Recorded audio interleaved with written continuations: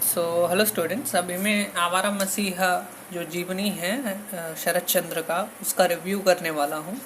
ठीक है, जैसा कि आप यहाँ पे देख सकते हैं, मैंने जो इम्पोर्टेंट नाम है, संदर्भ हैं, उसको नोट किया हुआ है। ठीक है, तो ये मैं दूसरे बार इसको पढ़ रहा हूँ और पढ़ के समाप्त कर लिया है मैंने इसको, तो मुझे लगा कि इसका एक रिव्यू भी कर देता हूँ। ठीक है, तो प्रारंभ से लेके अंत तक इसमें एक बात जो मुझे समझ में आया वो ये है कि जो विष्णु प्रभाकर जी हैं, जो इस जीवनी के लेखक हैं, वो शरत चंद्र का जो उनका जो बचपन है उसका प्रभाव उनके रचनाओं पर कैसा पड़ा है, या उनके जीवन में जो घटनाएं घटी हैं उनका प्रभाव उनके रचनाओं में कैसे पड़ा है, इसको उन्होंने ध्यान में रखा है। ऐसा मुझे लगा इसको पढ़ने के बाद।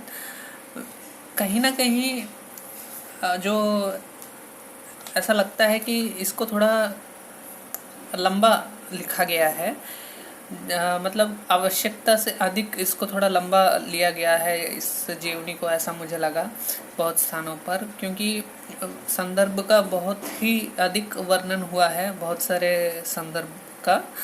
ठीक है, फिर प्रारंभ होता है उनके बचपन से, और उनके जो मित्र हैं उनके बारे में थोड़ा बहुत इसमें दिया गया है। ठीक है, फिर विशेष रूप से जो उनकी जो मित्र हैं जिनमें लड़कियां भी हैं कुछ बचपन की, उनके बारे में थोड़ा बताया गया है।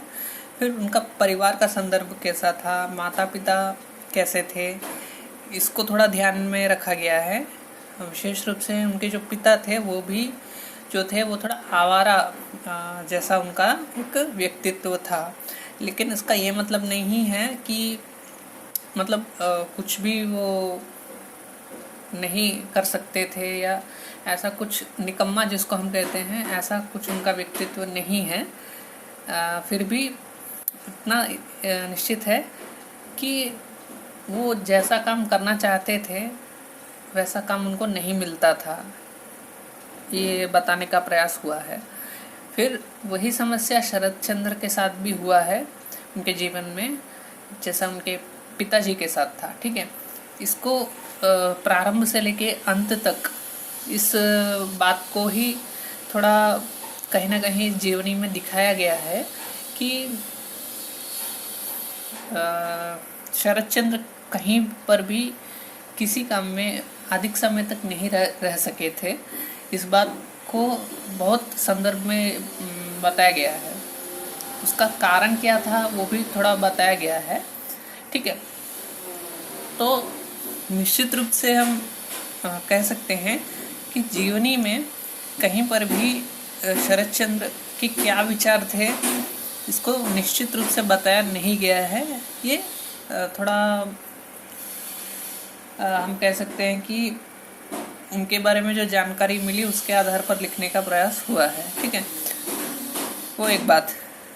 अब ऐसे बात करेंगे तो बहुत सारी बातें हैं इस जीवनी में, लेकिन जो बात मुझे अच्छी लगी वो ये है कि बहुत सारे संदर्भों का जो विवरण है वो पत्र जो उस समय पत्र एक दूसरे को लिखते थे, तो उसके आधार पर उस संदर्भ को निकाल के जीवनी में रखा गया है, वो थोड़ा अच्छा है।